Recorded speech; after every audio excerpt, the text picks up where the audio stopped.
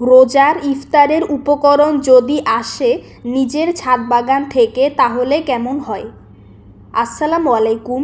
আজ আমি বাসার ইফতারের জন্য কিছু উপকরণ ছাদ বাগান থেকে তুলেছি, যা সরাসরি আমাদের ইফতারের টেবিলে যাবে। এই বেগুন গাছ থেকে প্রথম রোজায় বড় একটা বেগুন নিয়েছি। আজও আরেকটি বেগুন বেশ বড় হয়েছে। একটা কেটে ফেললে পাশের ছোটগুলো তাড়াতাড়ি বড় হয়ে যায়। নিজের গাছের সবজি দিয়ে ইফতার করার আনন্দ সত্যিই অন্যরকম।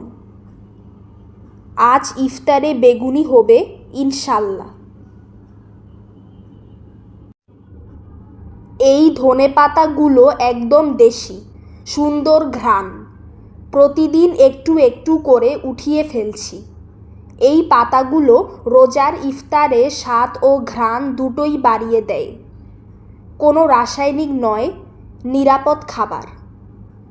মরিচ গাছের এমন টাটকা মরিচ খাবারের স্বাদ বাড়িয়ে দেয় কয়েক গুণ।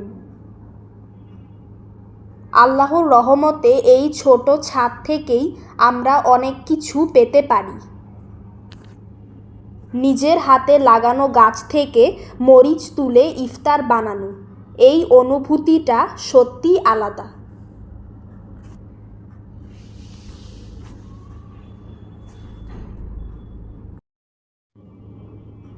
এই যে দেখছেন কালো মরিচের গাছ, আর গাছে ঝুলছে কত কালো মরিচ। একটা সুস্থ গাছ যদি ঠিকমতো যত্ন পায় তাহলে সে তার সর্বোচ্চটুকু দেওয়ার চেষ্টা করে।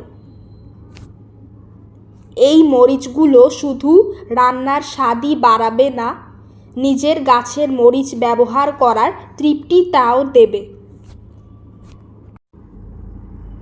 এই যে পুদিনা পাতা, ছোট ছোট পাতায় টবটা ভরে আছে। এই পুদিনা পাতার ঘ্রাণে ভরে যায় পুরো ইফতার। রোজার সময় পুদিনা খুবই উপকারী। শরীর ঠান্ডা রাখতে, হজমে সাহায্য করতে আর শরবত বা চাটনিতে স্বাদ বাড়াতে দারুণ কাজ করে। পুদিনা একবার লাগালে খুব দ্রুত ছড়িয়ে যায়, অল্প জায়গাতেই ঘন হয়ে ওঠে। ছোট ছোট টবে খুব সহজেই পুদিনা চাষ করা যায়, আর নিয়মিত ছাঁটাই করলে গাছ আরও ঘন হয়। আজ ইফতারের জন্য কিছু পাতা তুলে নিচ্ছি। এটা আমার গরমকালের লাউয়ের চারা। কচি কচি পাতাগুলো পাখি খেয়ে ফেলে, তাই নেট দিয়ে ঢেকে রেখেছি। ঠিকমতো যত্ন নিলে কয়েকদিনের মধ্যেই দ্রুত বড় হয়ে যাবে ইনশাল্লাহ। এই পুরনো বেগুন গাছটা থেকে আরেকটা বেগুন কাটব। গত 1 বছর ধরে এই গাছে বেগুন হচ্ছে, এখনো ফুল আসছে। এই বেগুনটা বীজ করার জন্য রেখে দিয়েছি। দেখুন একদম পেকে গেছে। বীজ সংগ্রহ করতে হলে সম্পূর্ণ পাকতে হবে। ভালোভাবে পাকলে ভেতরের বীজ শক্ত ও পরিপক্ক হয়, যা থেকে ভালো চারা পাওয়া যায়। দেখুন কি সুন্দর সবুজ থানকুনি পাতা, রাসায়নিক ছাড়া নিজের ছাদে ফলানো। থানকুনি রক্ত পরিশুদ্ধ করতে, গ্যাস্ট্রিক কমাতে এবং স্মৃতিশক্তি বাড়াতে সাহায্য করে।